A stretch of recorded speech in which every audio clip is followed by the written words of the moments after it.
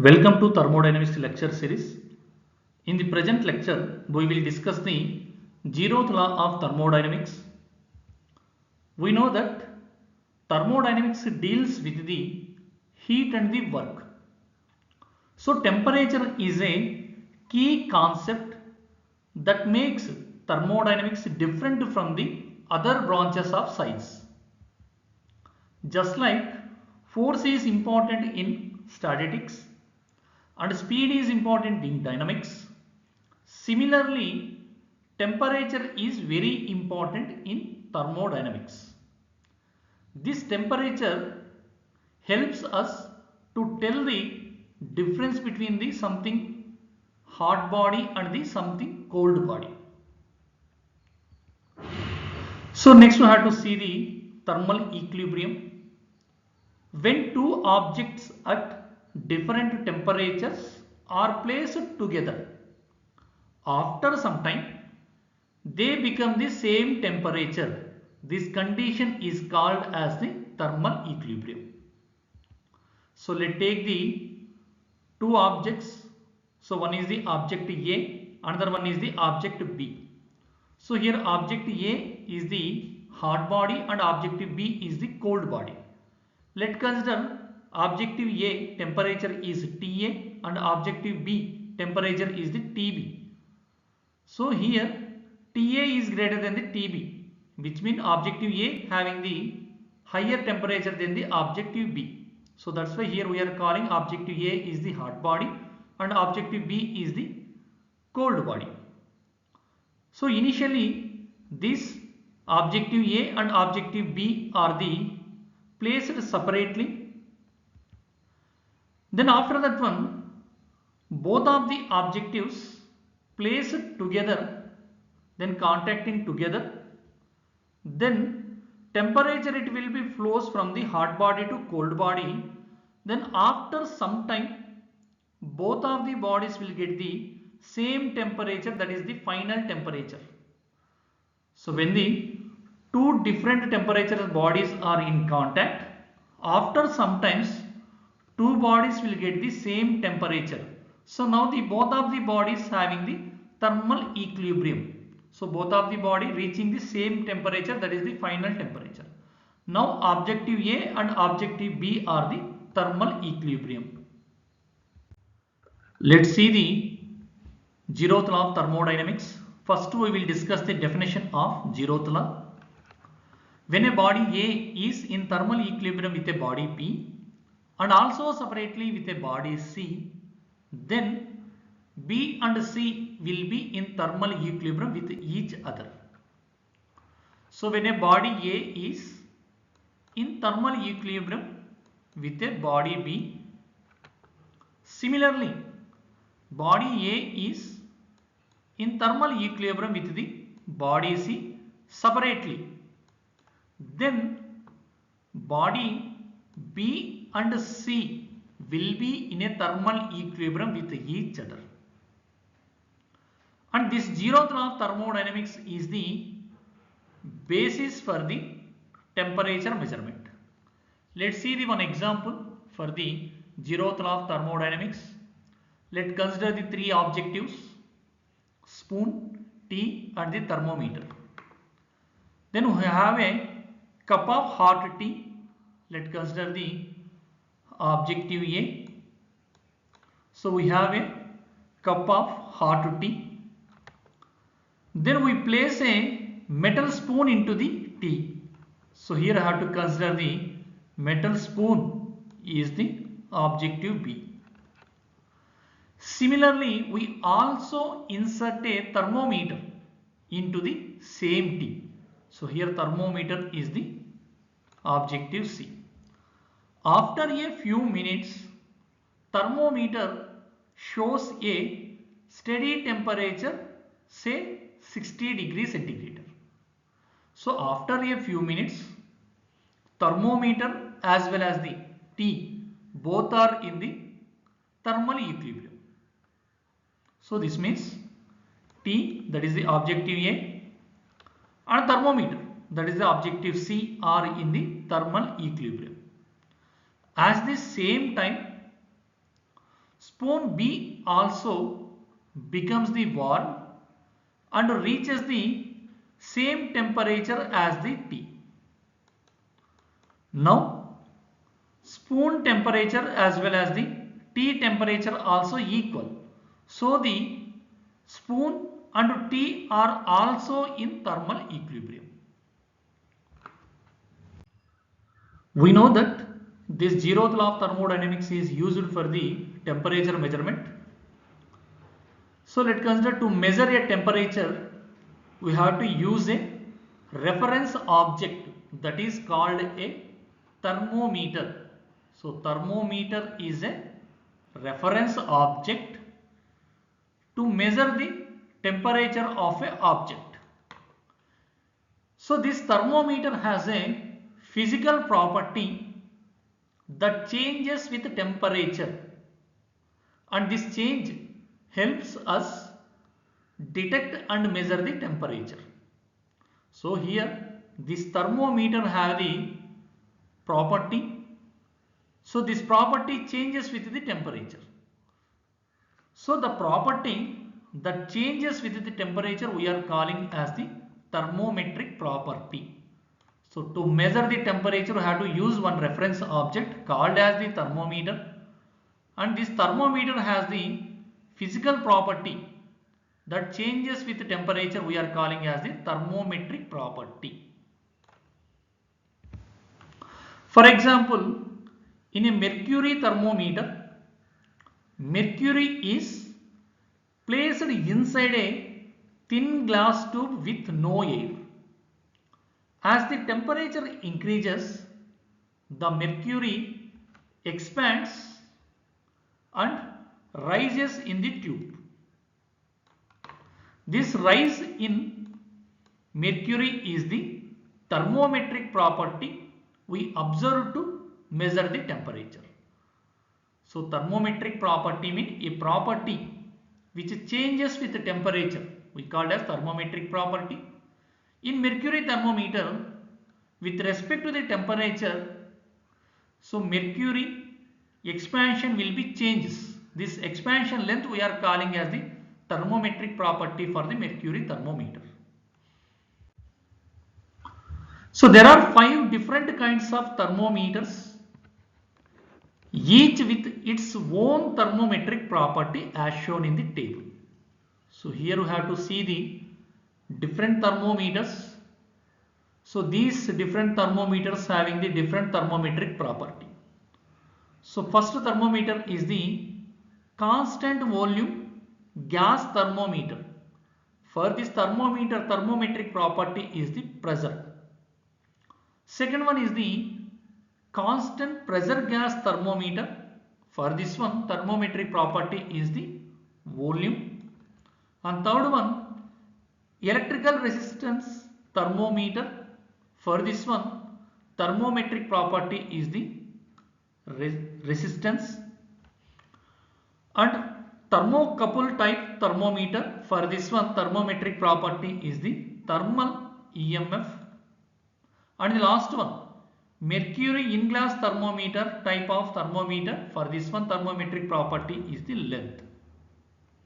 So these are the different types of the thermometers and its own thermometric properties. Next we will discuss the measurement of temperature and the reference points.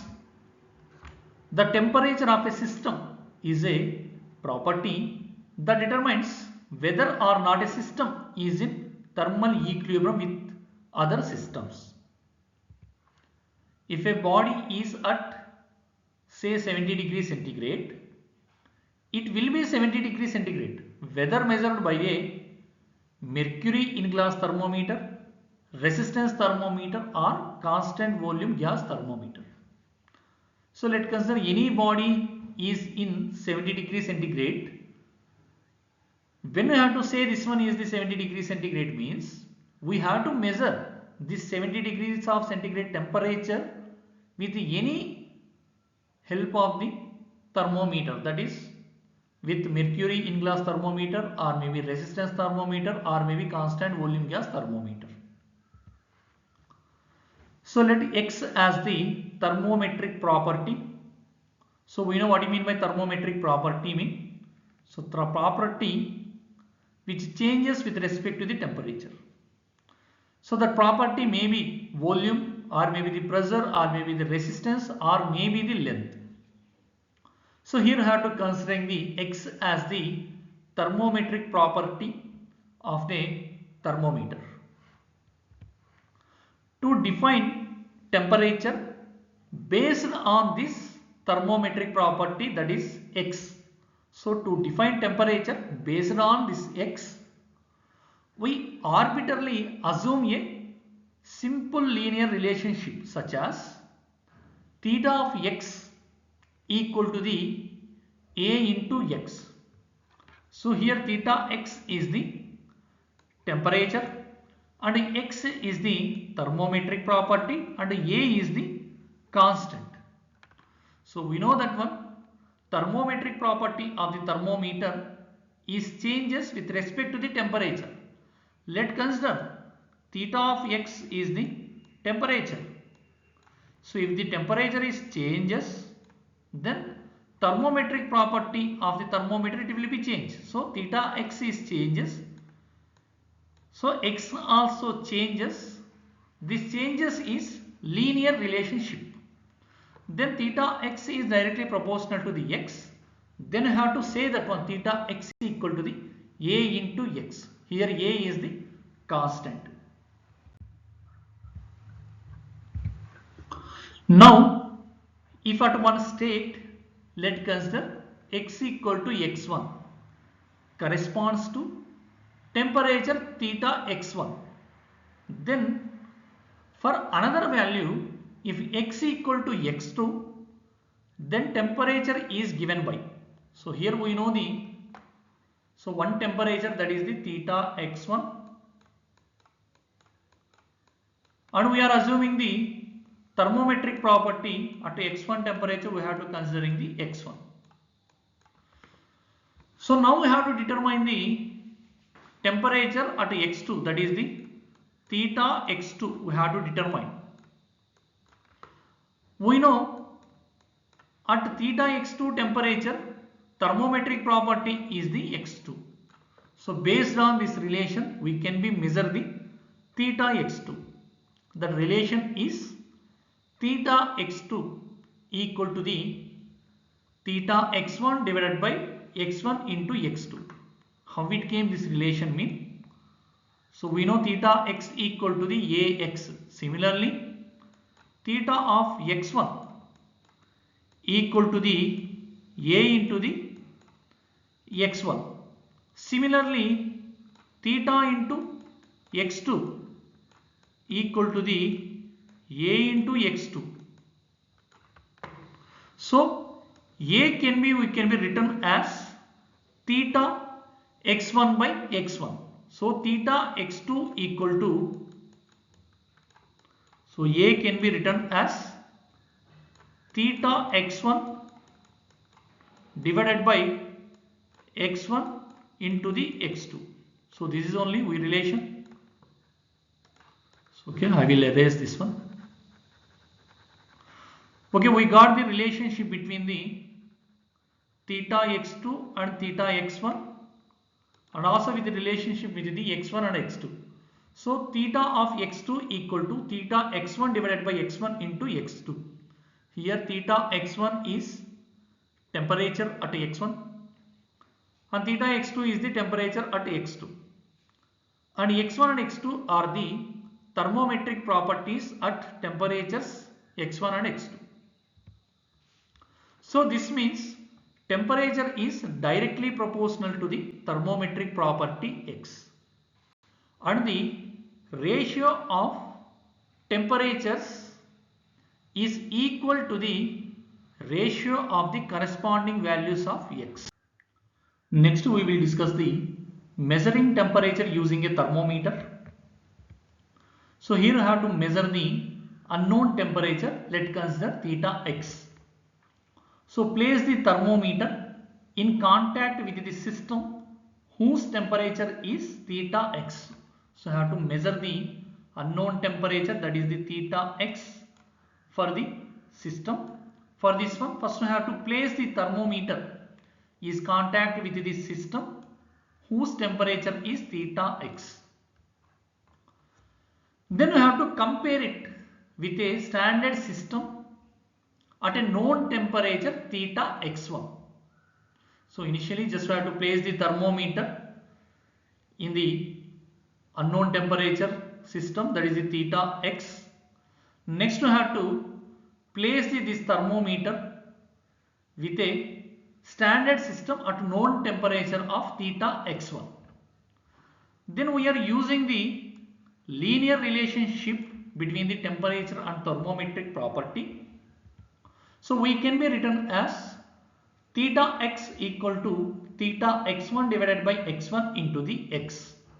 So this equation will become the x1 divided by x equal to theta x1 divided by theta x. Let's consider this is the equation 1.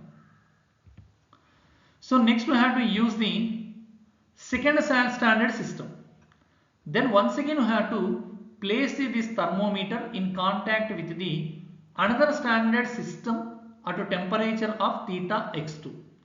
Again we have to use the linear relationship between the temperature and thermometric property. Then x2 divided by x equal to the theta x2 divided by theta x. Let's consider this is the equation 2. So from the equation 1 and 2, we can be written as x1 minus x2 divided by x equal to theta x1 minus theta x2 divided by theta of x. So this can be written as theta x equal to theta x1 minus theta x2 divided by x1 minus x2 into x. So this formula, let us calculate the unknown temperature, that is the theta x, using the thermometer readings at known reference points. Here known reference temperatures are the theta x1 and the theta x2. And x1 and x2 is the thermometric property at a temperature of theta x1 and theta x2. And x is the thermometric property at temperature of theta x. To measure the unknown temperature of theta x, we have to use the two standard systems of temperature of theta x1 and theta x2. Now we can fix this standard systems. This is we are calling as the fixed point. So fixed point is a condition of a standard system that is easy to reproduce and is used as a reference to define the temperature. So before the 1954, fixed points are the ice point and the steam point. Ice point is the temperature where pure ice is in equilibrium with air, saturated water at 1 atmospheric pressure. Steam point is the temperature where pure water and its steam are in equilibrium at 1 atmospheric pressure. Then the difference between these 2 points, let's consider the steam point is the theta x1 and ice point is the theta x2. Then theta x1 minus theta x2 is the 100 degrees. However, this method is difficult due to the two reasons. First one is the ice point issue. When ice melts, it's surrounded by the pure water, is not in air saturated water, and making the proper equilibrium also is very difficult. Similarly, steam point of view, the steam point is highly sensitive to pressure changes, which affects its reliability. So due to these two issues, after the 1954, we are not using these ice point and steam point are the fixed points. After the 1954, we are using the only one fixed point, that is the triple point of the water. So since the 1954, only one fixed point has been in use, that is triple point of water. What is the triple point of water means? The state at which the ice, liquid water and water vapor coexist in equilibrium. Let's few more discuss for the triple point of water.